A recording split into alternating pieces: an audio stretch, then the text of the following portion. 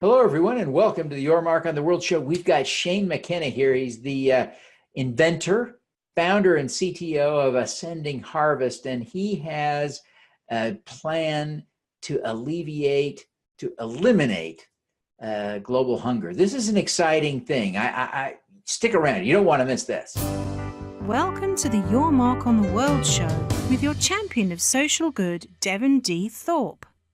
This episode is made possible via the support of our sponsors, including Johnson & Johnson's Caring Crowd. Shane, welcome to the show. Thank you, Devin. I'm thrilled to have you. I'm excited to talk about this because I think your technology has potential in so many places in the world where there is a lack of food, a lack of healthy food. Nearly 1 billion people don't know where their next meal is coming from. This is an exciting part of the solution to that problem, I'm sure. So tell us about it. What is Ascending Harvest?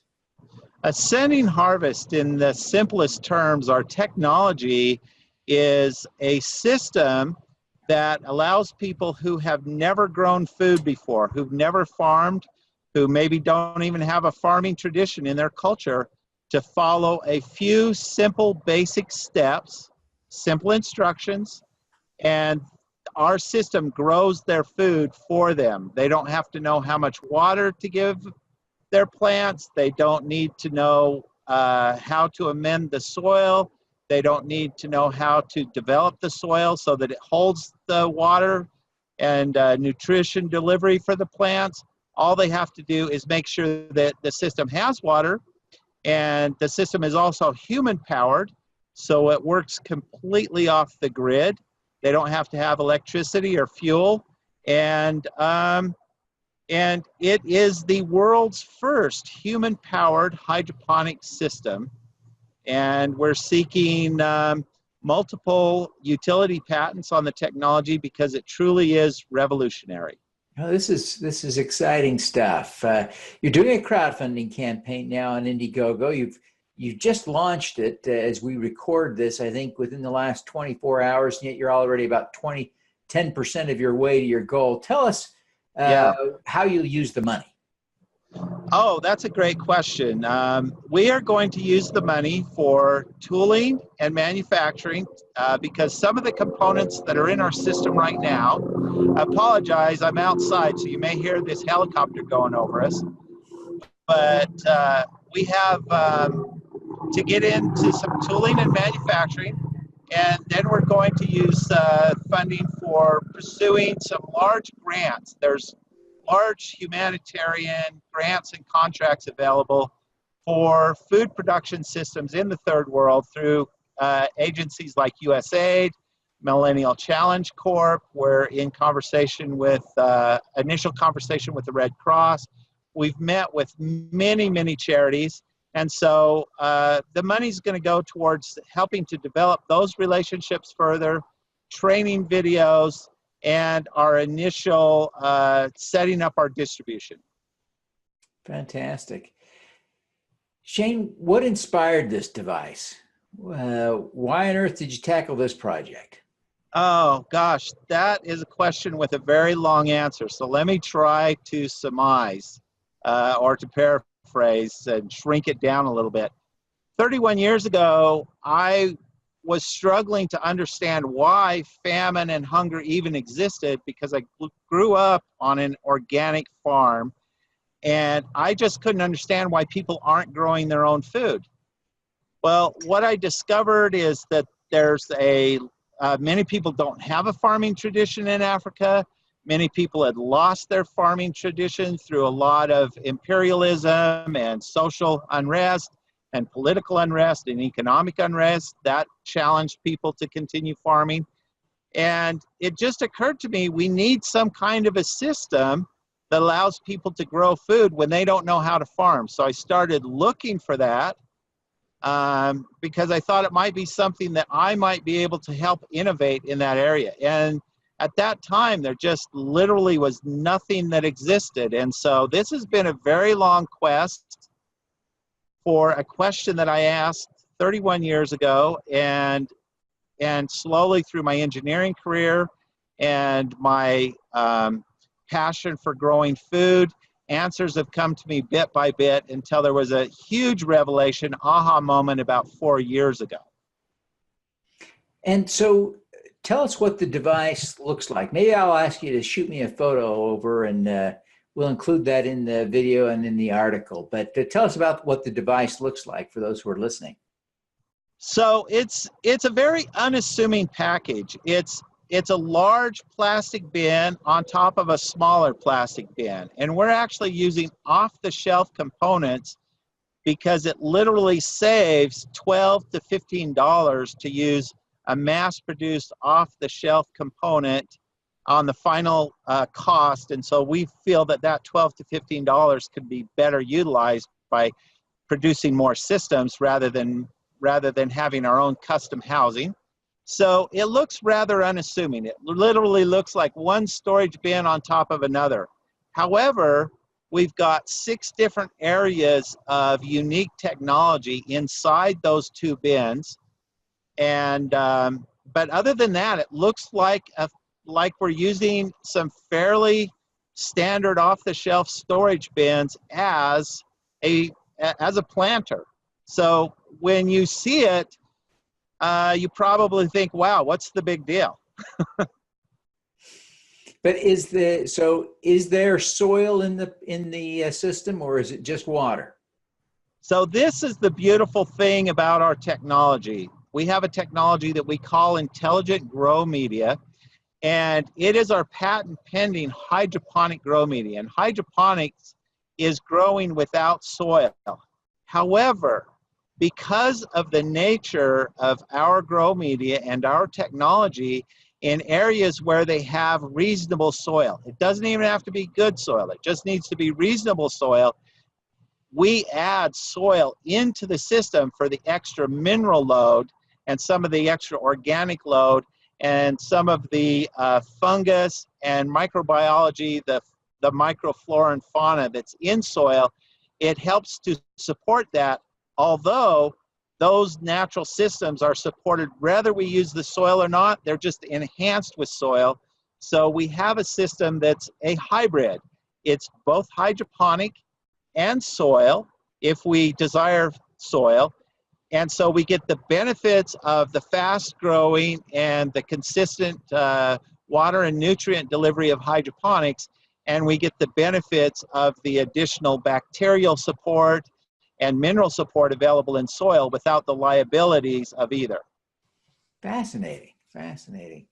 It's an amazing accomplishment to get to this point. What kind of testing have you done on this in terms of to measure the productivity of the system?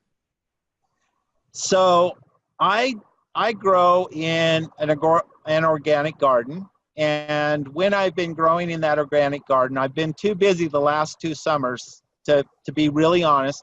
The last 2 summers, I haven't grown in that organic garden. But the 2 years prior to that, since inventing the technology, I would grow food in the organic garden and in the system side by side with each other. And I'm using the same nutrients. It's the same sun exposure. Everything's as close to identical environment as possible. Same water, obviously. And our food in our system grows 2 to 2.5 times faster. It can be crowded closer together. And among the very biased testing of my own family, they claim that the lettuces and the fruits taste sweeter and better flavor profiles. However, I have to say, it is my family, so it's probably a very biased opinion. Well, that's terrific. That's terrific. Have you done any field testing in poor communities to see how it works in that kind of environment? So we have not placed it with somebody who's impoverished. But however, what we did this last summer is a woman named Brandy Talmadge, who is a professional gardener. She teaches gardening classes and she grows an organic garden, and we are friends. And so I gave her one of the systems to grow this summer. And I gave her the very strict instructions. And being someone who's in the garden all day long, every day, she kept asking me, Shane, can I do this? Can I do this? And it's like, no, only follow the instructions. We want a very empirical test here. We want to get the actual data out of the system. And she has grown tomatoes in containers in the exact spot that we put this system, and it's right next to her garden, so we could compare the results of the system to the garden. Our tomato grew much faster. It outperformed any system that she's had there before. And so it proved that we could give the system to a third party, and as long as they followed the instructions, that the food, the plant that was planted in there would perform exactly like we had predicted. How much does one of these systems cost? So that's the beautiful thing. There are automated growing systems. The cannabis industry has driven the need for technology for people who don't know how to farm. However, these systems are $1,500, $3,500, $5,000 and up that will monitor everything and make sure that that your plant's getting its exact needs met. Those systems do exist. However, the really hard work that I have done in the development of this system is I have put all of the intelligence into the fluid dynamics, the gas and fluid dynamics, into the intelligent grow media itself, to replace all of those electronic components with very elegant passive mechanical components. And so we're able to produce a system. And we know for sure that we are going to be able to deliver systems to Africa for less than $50 a system. Wow. That's amazing. That's amazing. Will you be able to produce them in Africa somewhere? That's our long-term goal. So initially, we're going to be assembling and distributing from the U.S. However, our long-term goal is that we are going to set up light manufacturing and assembly in country. Once we establish a footing in a certain region, then we will ship container loads of materials, and we'll set up we actually have a plan of how to take the initial shipping container and basically turn it into our brick and mortar. And then that becomes the training and assembly center for that local region, and becomes a local business that employs an entrepreneur to distribute and train people on these systems, and becomes the local hub for this technology. Excellent. Excellent. Very cool. Well, Shane, you've had a remarkable career. This is your first rodeo. What are you most proud of having accomplished? Well, this really is my legacy project. I mean, I have dreamed of a way of feeding the impoverished for all these 31 years. And I've been involved in small and large agricultural projects, indoor farming, hydroponic farming, aquaponics, aeroponics. I've been able to be involved in those, and I've loved every minute of that. I've also worked on a lot of other projects. I've been an integral person in putting over 100 different products on the market. And so I am very well versed in engineering and developing a product, going through the whole process of product development, refinement, testing, multiple iterations. And so this particular project I've taken literally everything that I've learned over the last 30 years of that product and project development, and poured it all into this project with all my passion to make it the most cost effective, to create the most value. And what I'm really proud of is that we literally have an opportunity to impact hunger in such a way that once we gain the momentum, we actually have an opportunity to end hunger in our lifetime. And that's a bold statement, but I challenge people to take a look at what we're doing and see what we're doing. And I think they'll agree that teaching a man to fish is a lot better than giving a man a fish. Yeah. It seems like this would have particular application in refugee situations where there would be limited access to all of the traditional inputs for farming. Right. Am I thinking about this right or not? Yeah, you're hitting the nail right on the head, because if you don't have land, if you don't have soil available to you, if you have to pack water, if you don't have electricity, if you don't have other types of fuel to generate electricity, this system, not only can you grow food in these systems, but the system that I took to our launch party last night, it's traveled about 400 miles in the back of my Jeep. So if push came to shove, you literally can transport the systems. Excellent. Well, that's great. Shane, what's the most important lesson you've learned over your career? The most important lesson that I've learned is to be persistent. The many times in my career, I've taken on projects that I had no idea how we were going to accomplish the project. We had a basic structure, we had a direction that we wanted to head in, and a destination we wanted to get to. And what I've learned is, if you're persistent and you do the preparation, you study, you study the questions that come up and you ponder them, the answers will come. You don't have to know where you're going to get gas in Chicago if you're making a trip from Salt Lake City to New York. Where you're going to get gas in Chicago will become self-evident when you arrive in Chicago. So start the journey, start the work. Don't wait until you know every answer to begin that journey, because when you get to the place where you need that information, it will become self-evident, or the resources to get you to the answer will come to you. Just start the journey and stay on the path. That's great advice. Great advice. Shane, what is your superpower? I really think that my superpower is my passion and my vision. I've always been a visionary. It started in my childhood. I got in a lot of trouble for being a daydreamer, and people often wondered, what's wrong with Shane? Why is his head in the clouds all the time?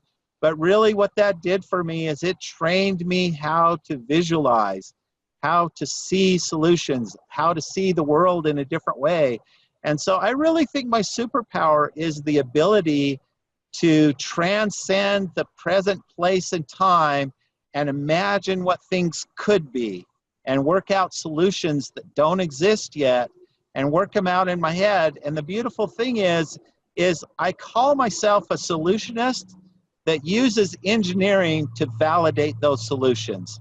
So I'm not your typical engineer.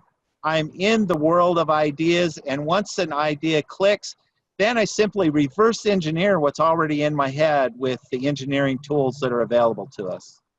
That's great. Fantastic. Well, Shane, thanks so much for being with us today. Before you go, would you take just a minute and tell people how they can learn more about Ascending Harvest, how they can find your crowdfunding campaign, and how they can connect with you personally? Okay, if you go to ascendingharvest.com, you can contact us through Ascending Harvest. We are putting more and more material up there all the time. We have been in the patent process, and so we've had to be very careful what we disclose. Literally tomorrow, I'm going to be able to pull the curtain back and tell the entire story about all of the technology, because literally today we're filing the last of the patents. So tomorrow I will be able to share all the technology, and we will be sharing that at ascendingharvest.com over the next few days. And if you go to Indiegogo, just search Ascending Harvest on Indiegogo, you will find our campaign, and we urge you to donate and to share our campaign so that we can feed the world. Fantastic. Well, Shane, thank you so much for being with us today, and we wish you every success in feeding the world. Thank you so much, Devin. We really appreciate you putting a spotlight on this technology and this campaign, because we really do believe in it, and it's a proven technology. We've been growing systems for 4 years now, and thank you so much for giving us the opportunity to have this exposure. Thank you. Oh, thank you. Thank you. Now, let's do some good. At Caring Crowd, we believe everyone has the power to make a difference. Through our crowdfunding platform for community health, we empower passionate people to drive real change. Whether you work for a nonprofit organization, volunteer, or want to get involved for the first time, you can post a campaign on Caring Crowd. Join us, because caring is where change begins. Thank you for listening. Devin Thorpe's mission is to end extreme poverty, improve global health, and mitigate climate change before 2045 by finding and sharing the stories of those who are doing the most good. You can join with other listeners to accelerate Devin's mission by visiting helpdevin.org right now.